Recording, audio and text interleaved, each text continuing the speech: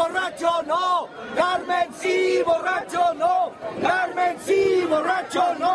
Carmen sí, borracho no. Carmen sí, borracho no.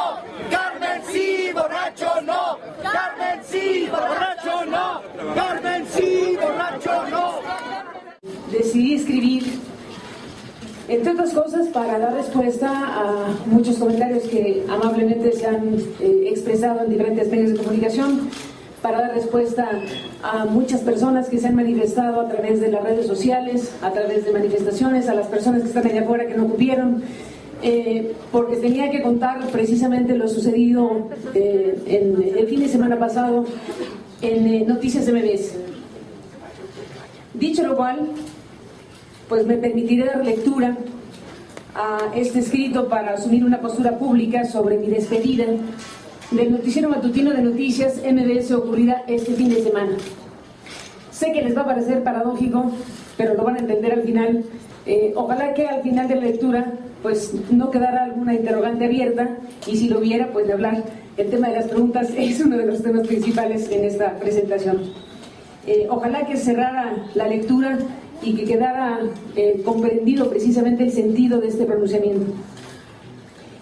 Así que me permitiré pues a dar lectura a este texto, escrito para asumir esta postura pública sobre mi despedida del noticiero matutino de Noticias MBS ocurrida este fin de semana.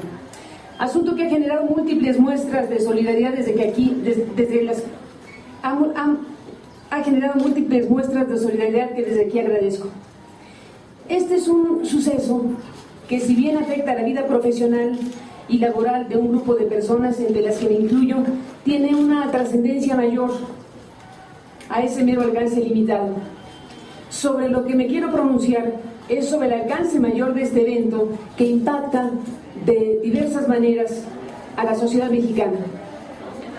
Una sociedad que en estos días y horas ha dado muestras de determinación y capacidad de respuesta frente a un hecho que le agravia y lesiona sus derechos fundamentales.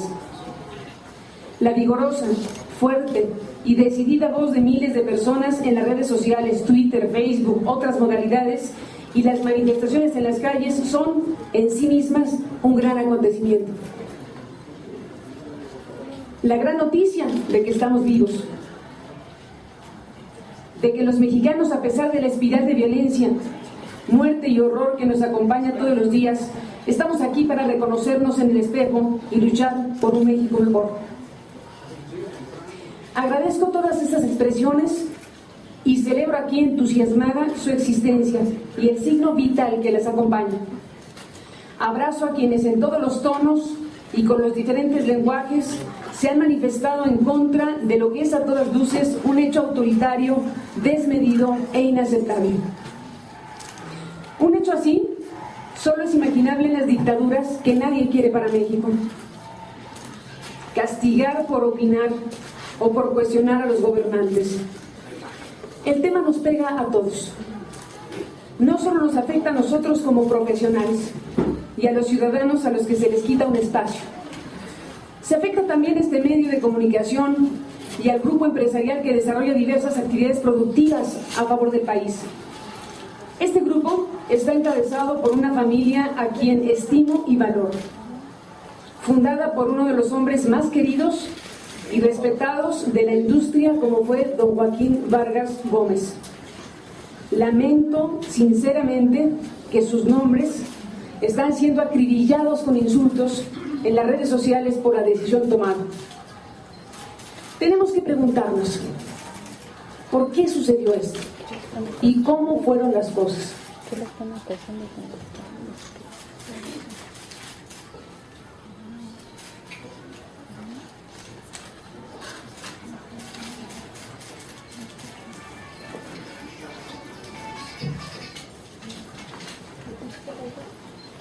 Tenemos que preguntarnos por qué sucedió esto y cómo fueron las cosas. El pasado viernes 4 de febrero, en mi libre derecho a la expresión, formulé un comentario editorial que aludía a un incontrovertible hecho noticioso. A raíz de lo ocurrido en la Cámara de Diputados el día anterior, cuando un grupo de legisladores exhibió una manta con la foto de Felipe Calderón con los ojos enrojecidos en la que se leía: ¿tú dejarías a un borracho conducir tu auto? No, ¿verdad? ¿Y por qué lo dejas conducir al país? Naturalmente se produjo una gran rispidez que orilló a suspender la sesión en el recinto legislativo. Había ahí ya una historia que contar a nuestras audiencias. Mi compañero Omar Aguilar presentó con gran profesionalismo ese hecho noticioso con pulcritud, con claridad y con suficiencia. Jamás ocultó ni la manta, ni el contenido de la manta, ni a los autores de la manta. No truqueó nada para que los televidentes y los escuchas no se enteraran de lo que decía la manta. No trampeó con nadie y presentó al público, como el público merecía, todas las expresiones que en diferentes sentidos se emitieron al respecto. Nuestro auditorio quedó perfectamente informado del acontecimiento y con elementos suficientes para hacer su propia valoración de las cosas. La información presentada me sirvió a mí de base para formular el citado comentario editorial. Dejemos a un lado de la caricatura, dije. Tomemos el asunto con seriedad. E hice algunas otras consideraciones y terminé con un cuestionamiento formal a las autoridades. ¿Tiene o no problemas de alcoholismo el presidente de la República? Yo no tengo manera de corroborarlo, pero si fuera el caso sería algo delicado que deberíamos saber.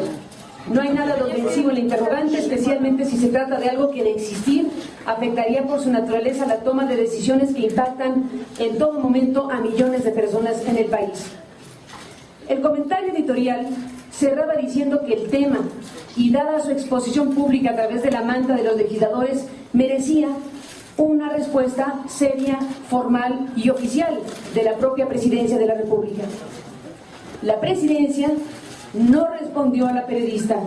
De inmediato exigió a los dueños, que no a la periodista, una disculpa pública inmediata por la tremenda osadía. Demostró con ello un grado de irritabilidad e intolerancia que por sí mismas hablan de algún tipo de problemática, que por supuesto también debe ser analizadas. Reconozco que el cuestionamiento era duro, pero de ningún modo injurioso o difamatorio. Tampoco se transgredía ningún punto al código de ética que ha sido aludido.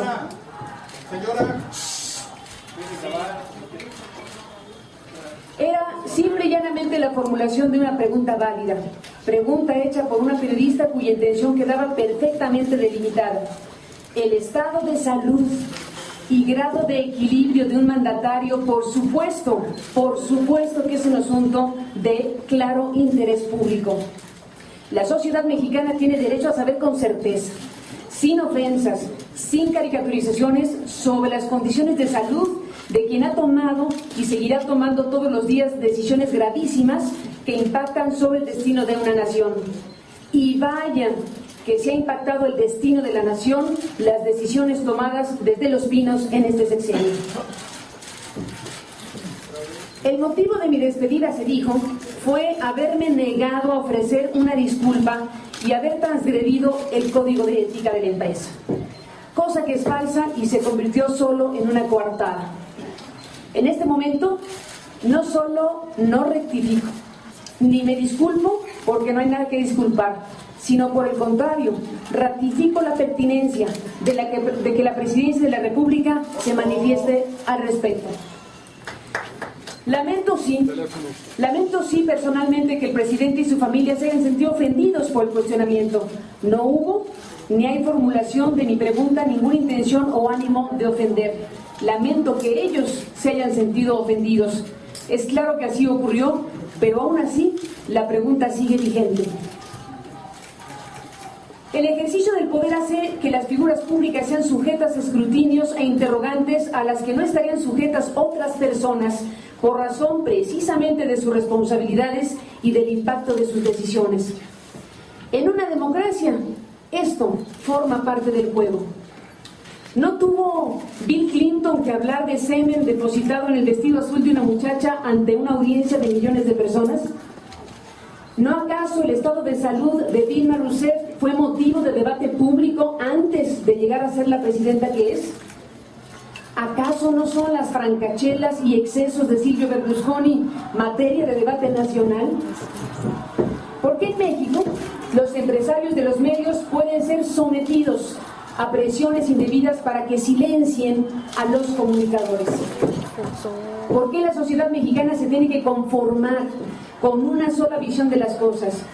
¿Por qué fatalmente tenemos que vivir con la existencia de un duopolio televisivo que no solo envilece las pantallas con programas denigrantes y nocivos como los de reciente estreno, sino que es ya en sí mismo un poder que ha dañado la vida democrática nacional?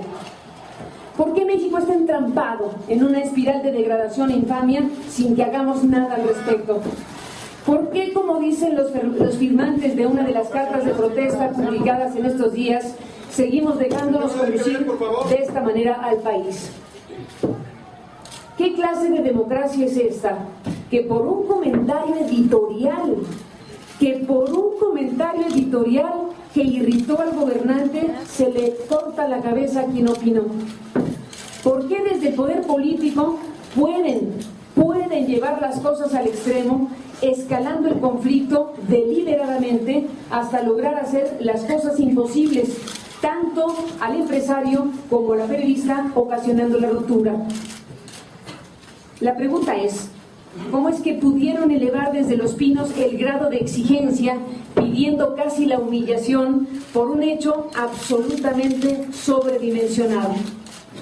¿Cómo es que un empresario a quien tenemos por decente lo llevaron a comportarse de esa manera? ¿Cómo pudieron lograr que se sintiera obligado a tal punto como para exigirme la lectura de una carta, obviamente no escrita por mí, en términos que me eran ajenos y por supuesto no empataban con lo que dictaba mi conciencia, para satisfacer la ira presidencial? Una exigencia de la lectura indigna de esta carta que quien me la formuló sabía de antemano que yo rechazaría. Se llegó a ese extremo por el grado de vulnerabilidad en la que quedan quienes tienen negocios o concesiones en el mundo de las telecomunicaciones y los medios de comunicación en México. Ese es el tema verdadero. En este caso hay un conjunto de concesiones en juego y la resolución final sobre lo que pase con ellas se encuentra en el cajón del presidente. Lo que debería ser técnico, jurídico y legal, en la realidad es un asunto político y discrecional. La aprobación que ha pasado ya por todos los filtros legales y técnicos para tomarse está sujeta a la venia final del presidente. Y ni siquiera a la venia final del presidente, sino a la venia final de quien a su vez presiona al presidente. Es decir, a los poderes dominantes con las telecomunicaciones cuyo poder desmedido impide la entrada de nuevos competidores y a los que existen les hace la vida verdaderamente imposible. Persiste a nuestros días un elemento que condiciona y distorsiona la relación de los medios con el gobierno, que es esta discrecionalidad política en la toma de decisiones en materia de refrendo y otorgamiento de concesiones en el ámbito de las telecomunicaciones. Es esta una de las razones fundamentales por las cuales en México no se despliega a plenitud un derecho fundamental como el de la libertad de expresión. Asuntos que deberían resolverse con la mayor certidumbre jurídica en materia de plazos, planes de cobertura, planes de negocios y de inversión, terminan siendo asuntos de decisión política y no de las áreas técnicas en la materia. Es el caso de las concesiones que en la banda del 2.5 GHz tienen varios operadores en el país, del que MBS Comunicaciones posee la mayoría de ellas.